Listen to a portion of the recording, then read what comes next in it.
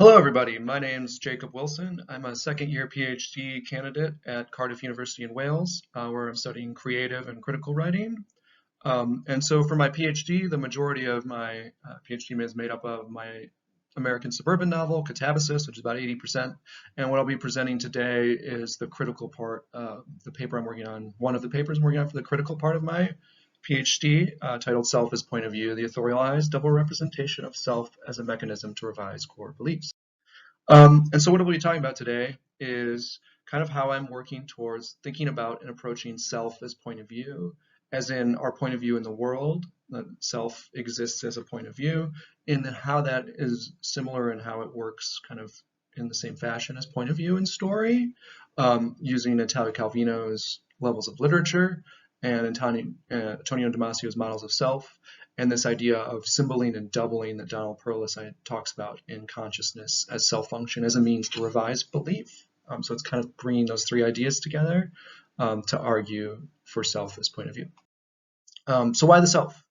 The reason I kind of started with the self is my big overarching research interest lies in understanding how a reader's brain processes narrative, because I believe the better you understand a system, the easier it is to manipulate it. So I'm really interested in understanding the reader's brain, because I think that's where the story is actually working. Language is awesome, it's fun tinkering with it, but it's that affect that happens in the reader's brain that I'm really interested in long term, which is why I'm really thankful to be here at the conference and thankful for all of your work. Because as you can imagine, writing a novel takes a lot of time. I don't have a lot of time for experimentation or the resources for it. So I'm really thankful to have access to all your work. And as you imagine, you start getting into looking into narrative, the neuroscience of narrative, you kind of come across the default mode network. And I was struck just by how it's active in both self-referential activity, autobiographical memory, and then uses narrative to process as it unfolds. So it's that cross-section of self seemed as good a place as any to start. And the second reason is there's a belief that I have that as a writer that reading can alter the self. Like I've had that experience, but I wonder how and why is that possible? Because I don't want to just know if it is true. I want to know how and why it works so I can better use that to affect my readers. As you can see below, I've just listed some resources that are kind of showing us that like the growing body of research that self can be changed by reading and literature. So which model of self I'm decided to kind of narrow this down to is Antonio Damasio's model of self, where he breaks down the self into the autobiographical self, the core self, and the proto-self. And he's arguing this is a bottom-up process. So there is no like homunculus looking down, right? It's a product of kind of these three in the observer position. So, right, the proto-self would be these normal bodily feelings like homeostasis, not emotions, but the actual like kind of feelings of homeostasis, what he calls primordial feelings. And then the core self is about this relationship between the organism and the object. In his case, the object or images, right? It could be my mug, it could be the screen I'm looking at. People, all of you looking here are considered objects. And then from your point of view, I could be an object that you would interact with your core self. And then that core self, right through a second order mapping, looks at that kind of proto-self, and then it generates what he calls core consciousness, and then the autobiographical self, which is the part that moves forward and backwards in time, accessing memory, all those personal details, and being predictive and thinking about the future, kind of symbols that core consciousness in the core and proto-self to create what he calls extended consciousness. And so the definition I'm using for self is a modification of Donald Perlis's definition of consciousness, where it would be self is the function or process that allows a system to distinguish itself from the rest of the world. And I was struck by the similarity between that and Calvino's, this Calvino quote, the author protagonist brings an internal subjectivity to the written world, a figure endowed with their own distinctness. And when I think about that ability to distinguish itself and distinctness, I think about point of view. And so I started kind of approaching this by looking into point of view within story, and that's where Calvino came from, and this idea that self could be existing as a point of view. And then when I started incorporating that with Perlis's idea, you start wondering about how do we revise core belief, and how does point of view work into that, or into the second order mapping. So I'm just going to read this and I'll go into details on the next slide. I suggest that agent G cannot be conscious of event Y unless G represents an intentionality relationship between G and Y. G must record the fact of its representing Y by means of a symbol or image Y that is inside G. G not only represents Y with Y, but G also represents the relationship between Y, Y, and G itself, along with the means to adjust it. And so this is how I kind of broke this down is, right, we have, for example, in this scenario, we have our agent G who's sitting at their desk, and all of a sudden an event occurs, an object scurries across their foot, and so they look down, there's this brown streak, and at that moment they have a relationship in that moment in the present time with that external event. And they look down and they see, oh wait, I know what that is. It's a jumping spider. So they create an internal symbol to match this external object. And then they develop the brain connects this relationship with it, right? So in this case of our agent, who like me thinks jumping spiders are adorable and kill pests, they have a positive relationship with that, so they don't want to kill it. And so now you have this external, right? The brown streak jumping spider is internalized as jumping spider. However, we are very fallible and our brains are fallible, so we can get things wrong. So let's say, for example, in this scenario, instead of a jumping spider, it was a scorpion. So now you have a positive relationship with what you think is a jumping spider, a harmless bug, a harmless arachnid, and a deadly arachnid. You can see the problem. So what Perlis is arguing is that we have this ability to change those beliefs, right? So if I watch a nature documentary and I see a scorpion, right, I could realize that I misidentified this arachnid and develop and rechange the internal symbol scorpion and my relationship to the proper one of fear and danger. And you can see how that would be advantageous in the terms of evolution. And so Perlis writes, even though double, the distinction between symbol and symbold is useful, perhaps crucial, for it allows us tremendous flexibility to reconsider our beliefs, to see our beliefs as beliefs rather than brute truths. It allows us the wisdom that we can try to improve our views by finding our errors and correcting them. It allows what at a moment is a pure symbol, undistinguished from what it stands for, to at a later moment become quoted or otherwise seen as an object of thought, something inside and not the outer reality. And I agree with Perlis here. Like, I do think that this is a really elegant solution for how we're able to kind of reevaluate beliefs and change those symbols. But part of me always wonders, are we actually aware of all our beliefs? I'm a fiction writer. I know how much things you can create a lot of fictional versions of everything. And so sometimes I wonder about those core beliefs, those ones that you can think about the schema or the core beliefs that, can cause what they're talking about in Trevor's et al., like this backfire effect, right? That when we defend that identity. So if you think about that self, if we're defending the self because those beliefs are part of it, I just wonder if we think about that in point of view, are we actually aware of those beliefs, or do they even have internal symbols anymore? And is that why we can't change them? Are there still like little scorpions that exist within us in those beliefs that we're not aware of? And so I was also struck as we kind of as I talked about this idea of belief, and I was thinking about how does that problem, how do we solve that problem in narrative of gaining more information for a character? And so I'll start with just talking about this as through Levels of Literature with Italo Calvino. He gave this talk at the Levels of Reality conference in 1978. Which was a year before he came out with If on a Winter's Night a Traveler. And he talks about this in a work of literature, various levels of reality may meet while remaining distinct and separate, or else they may melt and mingle and knit together, achieving a harmony among their contradictions, or else forming an explosive mixture. And so he breaks down kind of what I call point of view, what he's calling levels of literature, into the author, the authorial I, the character, and the character's thoughts and dreams. I've added the narrator in here because I think that it's kind of what he's describing as free and indirect discourse. And I'll come back to the author and authorial I in a moment. We'll start here with free and direct discourse and style. And this is Paul Armstrong's definition. The narrator thinks the thoughts of someone else, or at least gives voice to them as if they were their own. So that discourse becomes double and split with the character's consciousness expressed by the me of the narrator's language. And so that doubling and splitting you can see is really similar to what Perlis is discussing in Consciousness as Self-Function. And so rather than start there, I thought I would just start kind of thinking about this as, again, from this idea of belief and what we don't know and how similar it is to this narrative problem that writers have in first person point of view. Namely, right, the character can only know what the character knows, right? I, as an author, can know everything that's going on for my story, but the character only knows what they know, right? If they saw it as a jumping spider, how do I, as an author, portray that jumping spider is a scorpion? Because I can't just outright tell you because the character doesn't know. So there's like ways you can get around it with unreliable narration and kind of suggesting things to a reader and stuff. But for the most part, it's really challenging. And so one of the first decisions an author makes is, which point of view am I telling the story in? And one of the simple ways to determine this is to say, do I need to know a lot more than my character? Does my reader need to know more? If so, there's a really simple solution to this problem, which is write it in third person.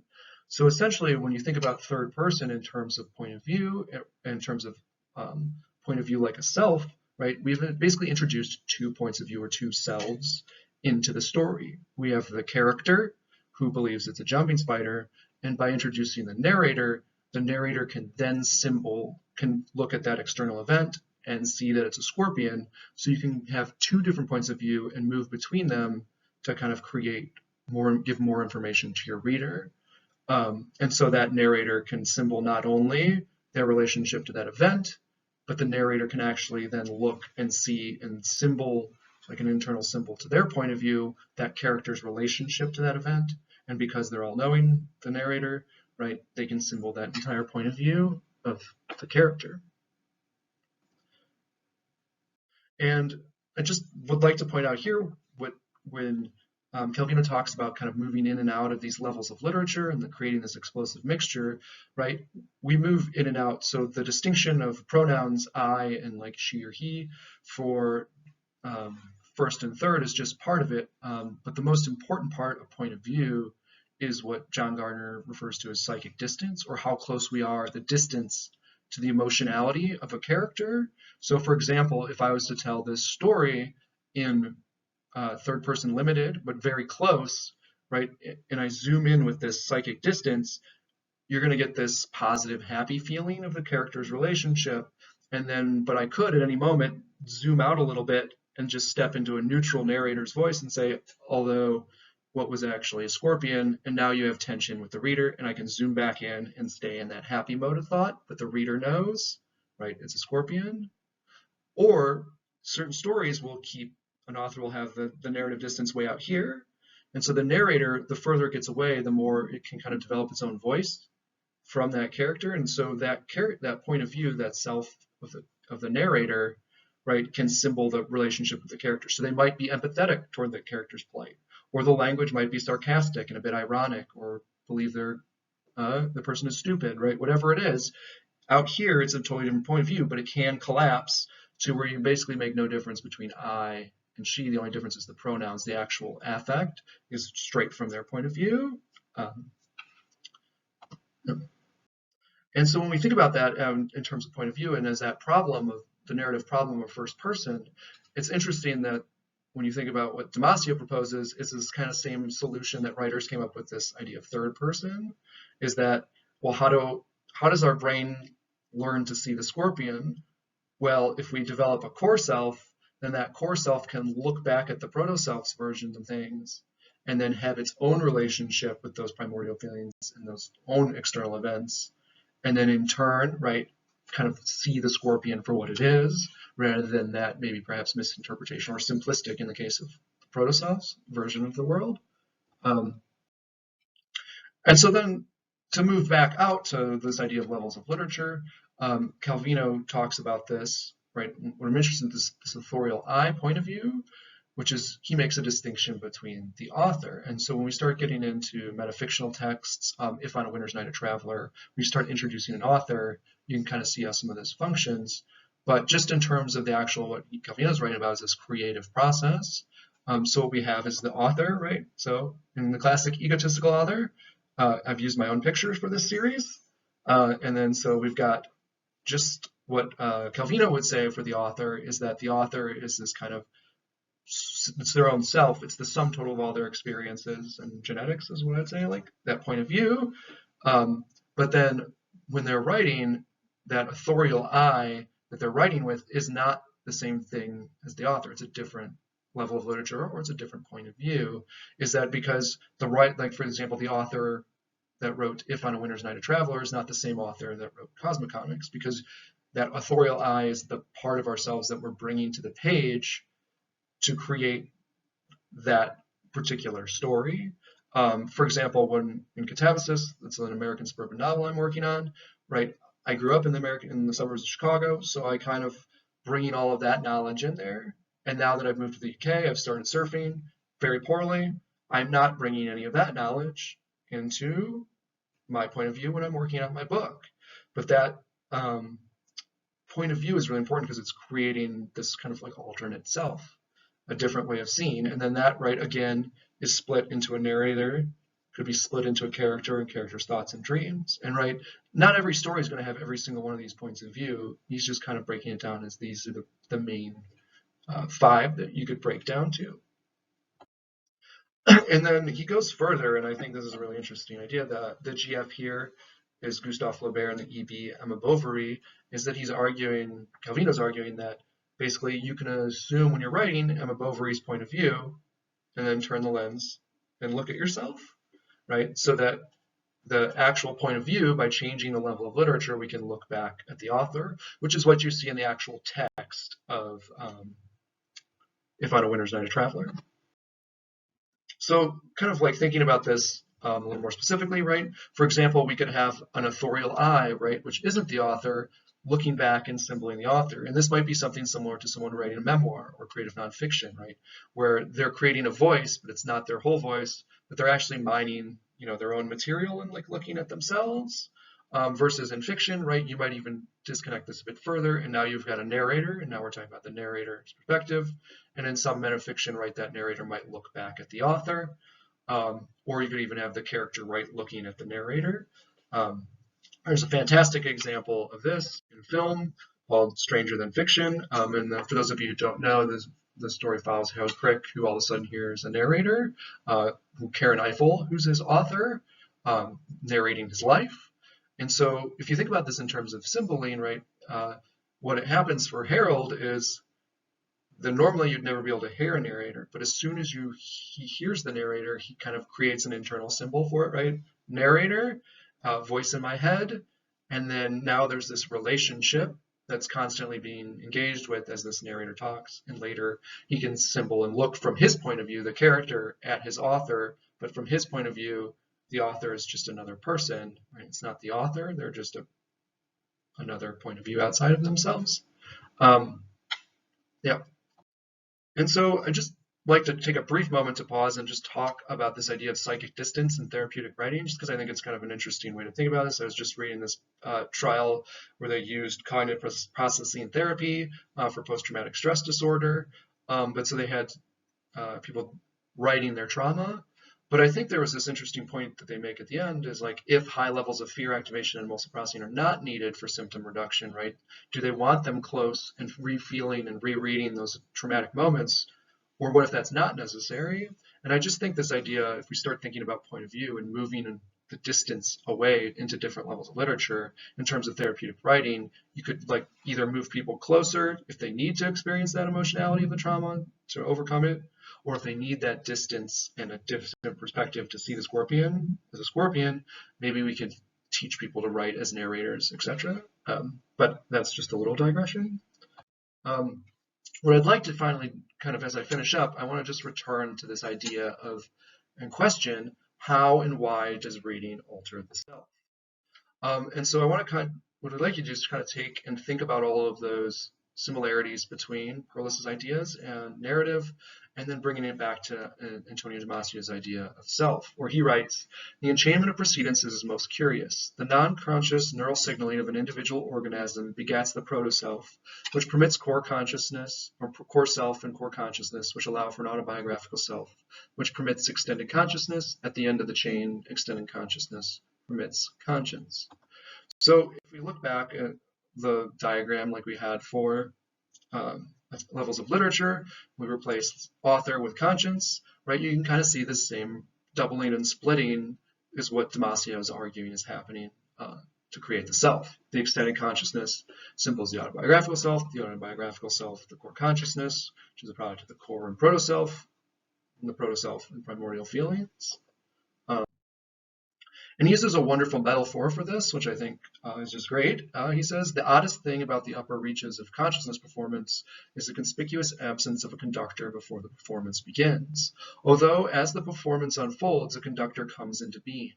For all intents and purposes, a conductor is now leading the orchestra, although the performance has created conductor, the self, not the other way around. So if we think about this in terms of the conductor, they're the observer observing, right, this orchestra that's made up of the proto-self, the core self, and the autobiographical self, right? It's a bottom-up process. And when we think about that terms in writing, it's really interesting because if he's arguing that this, what we think of as the extended consciousness or consciousness, the self is actually an observer and a product of all these lower level systems, then there's a great amount of evidence that's showing that those lower level systems are affected by narrative and by language, right? So, for example, the proto-self motor representation, right? Those bodily functions we show, like action verbs can, in first person, can activate those motor systems, right? The idea that when we have story tension, right, that's actually changing, like we're actually tense. And that tense is changing the bodily state, right? And so it's kind of altering this proto-self.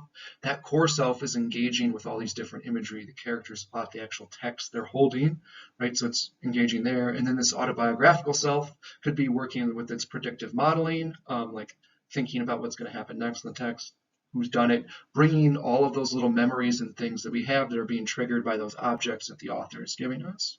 So all of those things are going together. And they kind of combine to what I call like a reading eye. So if we replace when the author dies and the reader starts reading, right, we have this combination of all the text, the authorial eye, the narrator, character's dreams that are part of this text, and the actual experience of that and the reader. And because if it's, as Damasio argues, a bottom-up process, then those changes aren't just the reader reading the text as themselves, that the actual observer or the point of view or the self that's reading the text is a combination of those two things, which isn't the text or the author, but a combination. The reading eye, a new version of the self. And so when we kind of think about this in terms of core belief, then as Calvino argued, right, we can turn the lens back and look at ourselves. So if we're reading and we're reading as this reading eye, then theoretically we can take that reading eye and from that point of view, look at ourselves and perhaps look back and see those core beliefs or those other things that are fundamentally kind of part of that point of view that we wouldn't be able to otherwise see, and find those little scorpions or those core beliefs that might need changing. Thank you all for listening. I appreciate it. I thank you for having me, and I look forward to hearing all of your presentations.